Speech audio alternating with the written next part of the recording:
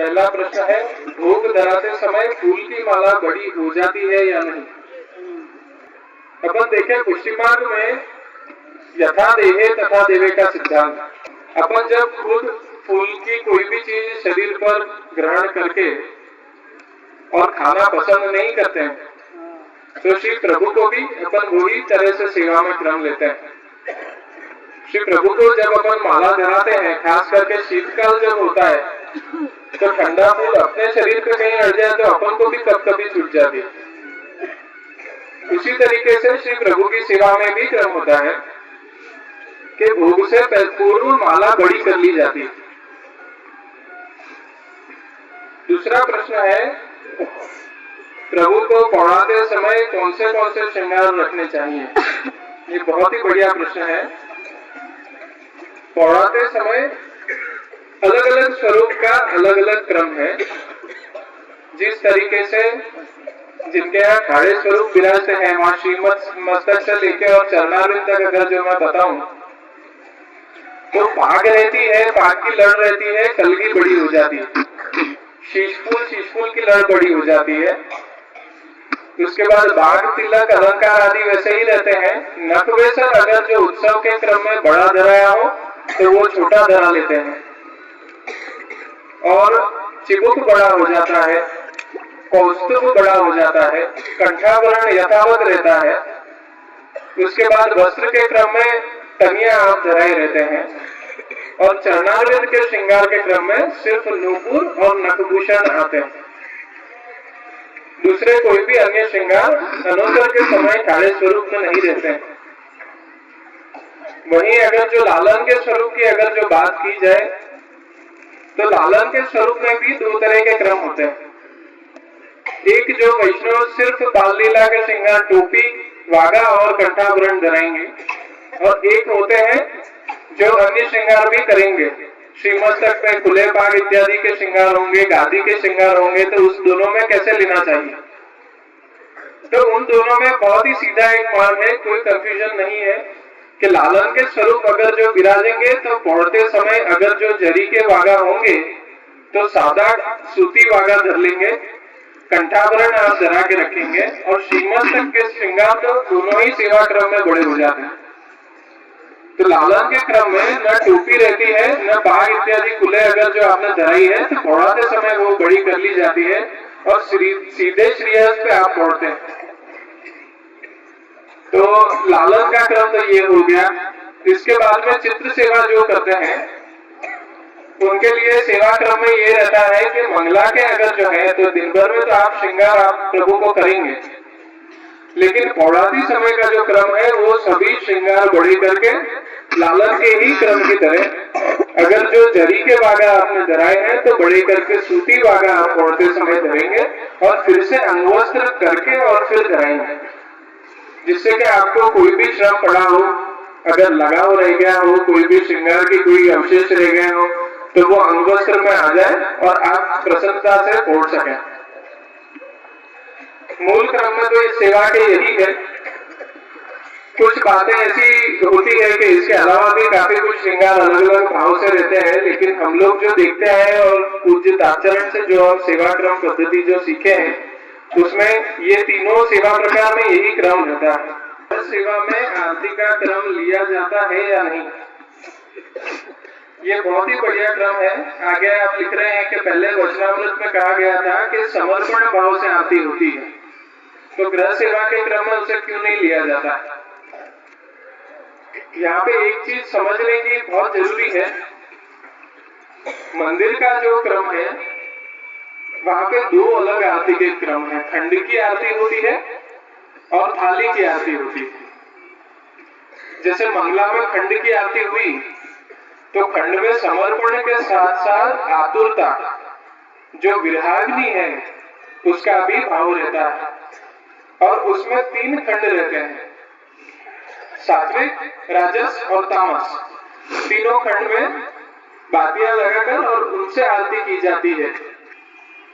अब दर्शन का भाव अगर जो देखें तो दर्शनार्थी जो भी उपस्थित होते हैं उनके लिए मेन समय होता है आरती का समय। क्यों? क्योंकि वो आतुरता का समय है।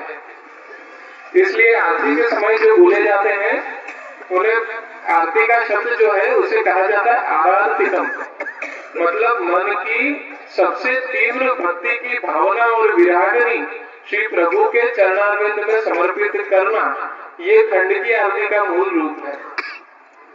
और थाली की जो आरती होती है उसका तो बहुत विस्तार है, बहुत सुंदर पुस्तक पीयूष भाई ने भी बनाई हुई है।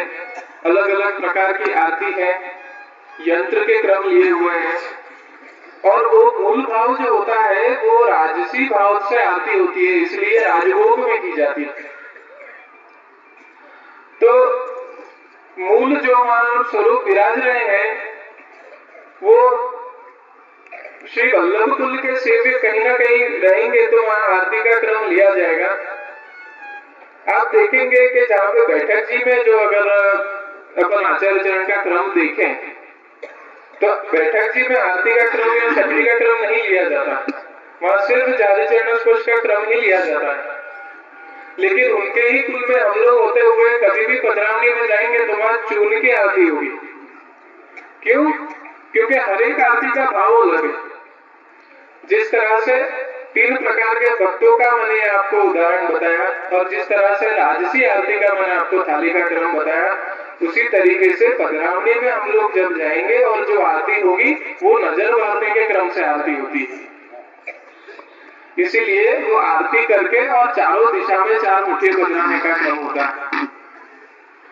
तो आरती का जो ये भेद है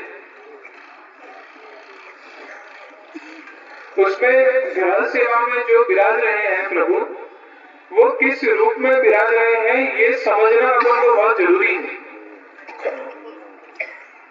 2 तरह के भेद वहां बताए हुए हैं।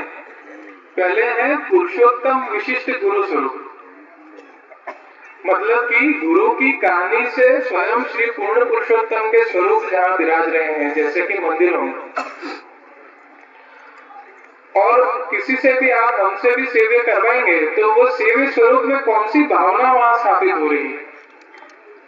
जैसे पूज्य पितृचरण अगर सेवा कर रहे हैं या पूज्य ताचरण के सेवा प्रभु हैं तो निश्चित रूप से वहां पे श्री द्वारकाधीश प्रभु की भावना ही विराजमान होगी। तो वो कौन से स्वरूप से वैष्णव के घर विराज रहे हैं? वो वहां विराज रहे हैं गुरु विशिष्ट पुरुषोत्तम के रूप से, मतलब पूर्ण पुरुषोत्तम रूप में श्री वल्लभ के स्वरूप आपके घर विराज रहे हैं। तो जहां श्री वल्लभ का सेवन वैष्णव के घर दिया है, वहां आपने दैवोद्धार प्रयत्नात्मक स्वरूप को तो वहां पे सार्थक कर ही दिया है। क्योंकि ठाकुर जी की सेवा में अगर कोई त्रुटि रहती है या कोई अपन से भूल चूक अपराध हो जाते हैं तो वहां पे एक भय रहता है कि उसका क्या कॉन्सिक्वेंसेस होंगे। लेकिन श्री आचार्य चरण की इतनी अपने वैष्णवों पे और कुल पे इतनी अनहद कृपा है कि जाने अनजाने हुए भूल चूक अपराध सब चीजों को आप क्षमा करके और नित्य कृपा अपन को प्रदान करते हैं। इसलिए वहां जो आचार्य चरण का मूल स्वरूप विराज रहा है वो बैठक जी के क्रम में ही आएगा, क्योंकि वो साक्षी रूप में वहां विराज रहे हैं। तो साक्षी रूप में आप जहाँ विराज रहे हैं तो वहां तो मूल आपका स्वरूप क्या है वो अगर जो वैष्णव समझे तो विष्णु मुखारविंद की विरागनी का ही मूल स्वरूप तो श्री वल्लभाचार्य चरण है। इसलिए वहां पे आरती का क्रम नहीं लिया जाना। अगला प्रश्न है, सेवा में उत्सव भोग का क्रम घटा बढ़ा सकते हैं या नहीं? कई बार लगता है कि कीर्तन पाठ ज्यादा करें तो ठाकुर जी को श्रम पड़ता हो तो घटाना चाहिए या नहीं? उसमें ऐसी बात है कि वास्तव में सेवा में जो आपने एक बार क्रम ले लिया, अब उत्सव पर समझो कंसकड़ी धरा रहे हैं या उत्सव क्रम में सकड़ी भी धरा रहे हैं, तो जब भी उत्सव क्रम आता है तब आप घटा बढ़ा तो सकते हैं, क्योंकि समर्पित लेना ये महाप्रभु जी का सिद्धांत है। कितना लेना या क्या लेना वो सिद्धांत नहीं है। इसलिए सेवा के क्रम में नेक भोग में आप घटा बढ़ा जरूर से सकते हैं, किंतु एक चीज इसमें समझने की बहुत आवश्यकता है कि श्री प्रभु को जब अपन उत्सव पे अमुक प्रकार की सामग्री अरोगा रहे हैं और अपन ने वो चीज ही अगली बार नहीं बनाई तो प्रभु उसकी राह देखते हैं। तो उत्सव का जो ये विशेष क्रम है उसमें वो चीज आप जरूर बना के पधराएं, अंश मात्र पधराएं। उसका ऐसा नहीं कि बहुत सारा विस्तार करना है, क्योंकि भारत में तो फिर भी प्राय सभी जगह सभी सुविधा उपलब्ध होती है, कुछ नहीं तो गायें भी उसको स्वीकार करती है। ये एक विशेष कृपा अपनी भारत भूमि पे है। कहीं फॉरेन कंट्रीज में अपन जाए और देखें तो वहां तो गाय भी उपलब्ध नहीं होती, कोई लेने वाला भी उपलब्ध नहीं होता है। उस परिस्थिति में क्या करना चाहिए? ये जल्दी परिस्थिति भारत में भी अब दिखने लग गई है। इसलिए वहां पे यथाशक्ति अपन जो प्रसादी ले सके उतने ही भोग का क्रम लेना चाहिए, और अंश मात्र एक बार भोग का क्रम शुरू करने के बाद उसे बिल्कुल कैंसिल नहीं करके अंश मात्र रूप में आप कराएं और प्रसादी ग्रहण करें। प्रश्न के दूसरे चरण में पूछा है कि कीर्तन पाठ का ज्यादा क्रम करने की इच्छा हो तो ठाकुर जी को श्रम पड़ता हो तो घटाना चाहिए कि नहीं? अब श्रम तो ठाकुर जी को श्री वल्लभाचार्य चरण के सिद्धांत से चले तो वहां नेक भोग का तो क्रम अंश मात्र भी आप ले रहे हैं तो आपको श्रम तो नहीं पड़ेगा, इतनी एक निश्चित बात है। रही बात कीर्तन और पाठ ज्यादा करने की, तो वो निश्चित रूप से ज्यादा करना चाहिए, लेकिन अपनी है ना एक लय बनाने में कहीं ना कहीं भूल हो जाती है। अपन ने एक दिन 41 पाठ कर लिए, एक दिन 108 पाठ कर लिए, दूसरे दिन अपन 10 भी नहीं कर पाते। तो मूल जो है धर्मम आचार्यति धर्म, तो धर्म एक लाइफस्टाइल है, उसका मूल डिक्शनरी मीनिंग ही आप संस्कृत में देखेंगे तो जो अपना आचरण है दिन प्रतिदिन का वो ही अपना धर्म बन जाता है। तो वो आप मिनिमम से शुरू करके जैसे जैसे ठाकुर जी आपको प्रेरणा करें वैसे वैसे उसका क्रम बढ़ाते रहे, और नित्य रूप से अमुक समय पे जैसे 41 पद है तो उसके आवर्तन ले, अष्टाक्षर का बने उतना स्मरण करें। वो एक विशेष क्रम में बहुत ही अच्छी बात है, लेकिन क्रम बढ़ाने के बाद घटाने में थोड़ा विचार पूर्वक अपन को भी करना चाहिए। रेगुलर अपनी जीवन शैली में बना रहे क्रम अपन को कहीं भी ऐसा नहीं हो कि वो सेवा नहीं रह के या नाम स्मरण नहीं रह के क्रिया रूप बन जाए, उस चीज का खास ध्यान रखना है। अगला प्रश्न है, कोई वैष्णव के माथे विराजते ठाकुर जी उनके परलोक गमन के बाद फिर से पुष्ट कराने पड़ते हैं कि नहीं? बहुत ही कॉन्करेंट प्रश्न है ये, और काफी सारे लोग पूछते हैं। अब ये बात समझने जैसी है पहले कि पुष्ट करते हैं या सेव्य करते हैं तब होता क्या है।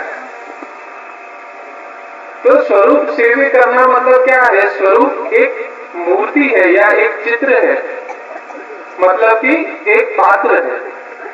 जिस तरह से अपन खाली अगर जो तपेली अपने पास है अगर वो साफ नहीं है, उसमें कोई भी रस अंदर भरा जाएगा तो आप ग्रहण करोगे क्या?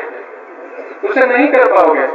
तो ये तो स्वयं पुरुषोत्तम रस उसमें विराजमान हो रहा है, तो उसका शुद्धिकरण का क्रम पहले लिया जाए। तो वो प्रतिमा का या वो चित्र का शुद्धिकरण का क्रम लेने के बाद आप आचार्यों के पास उनको पधराएंगे, तब जाके वो रस का आविर्भाव अंदर होगा। तो वो रस का आविर्भाव जब अंदर हो जाता है तब वो पूजा से सेवा का क्रम बन जाता है। क्यों? क्योंकि तारतम्यम न स्वरूप के देहेवा तत्क्रिया स्वा। महाप्रभु जी के सिद्धांत की अपन बात करें तो तारतम्य मतलब फर्क। आप स्वयं ही वहां विराज रहे हैं और स्वयं ही अंगीकार कर रहे हैं। जैसे मैंने गुरु विशिष्ट पुरुषोत्तम का आपको बताया, तो श्री आचार्य चरण स्वयं ही वहां विराज के कृपा करके जो भी अपन अंगीकार करा रहे हैं वो प्रेम से अंगीकार कर रहे हैं, वही उसका मूल सिद्धांत है। तो जब सेव्य ऑलरेडी आचार्य चरण ने कर दिए हैं, तो सेव्य करने के बाद अगर जिसके माथे विराजते हैं वहां पे अपन को एक चीज बहुत ध्यान रखनी चाहिए। अपन क्या करते हैं, मारा भाना ठाकुर जी से, मारा काकीना ठाकुर जी से, मारा कोईना ठाकुर जी से, अपन साथी ठोकर क्यों नहीं कह सकते कि अपने ठाकुर जी? ठाकुर जी आपके नहीं है क्या? वो जीव तो जीवन भर सेवा करके सेवा में नित्य वहां चले गए। अब आपके माथे विराज रहे हैं, वो तो आपके प्रभु कैसे नहीं हुए? तो वहां पे नित्य रूप से फिर से सेवा करवाने की जरूरत नहीं होती है, किंतु मेरा एक पर्सनली आग्रह जरूर है कि ऐसी परिस्थिति कभी भी अगर जो न करे नारायण और बने, तो जिन आचार्यों से आपने सेवा करवाए हैं उनके सम्मुख जरूर से दर्शन करवा के, और सेवा के क्रम में कोई भी गड़बड़ अगर जो हो तो उनसे आज्ञा लेके और सेवा शिथिल गुरु आज्ञा के सिद्धांत का पालन करना चाहिए।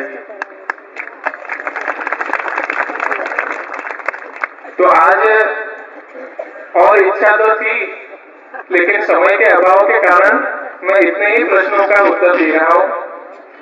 फिर से कुछ दिन अभी बाकी है, फिर से यही मुलाकात होगी, यही प्रश्नों के उत्तर दिए जाएंगे, और प्रभु आप सब पे ऐसी ही इस ब्रजमंडल में कृपा बरसाते रहे। जो भी कुछ दिन लेश बचे हैं वो आपको ऐसी यादें दे ब्रज की कि ब्रज मोहे बिसरत नहीं, आप यहाँ से जाने के बाद भी जीवन पर्यंत उसे भूल ना पाए। यही शुभकामना श्री प्रभु के चरणों में मैं रखते हुए और अल्प भक्तियों से विराम देता हूं।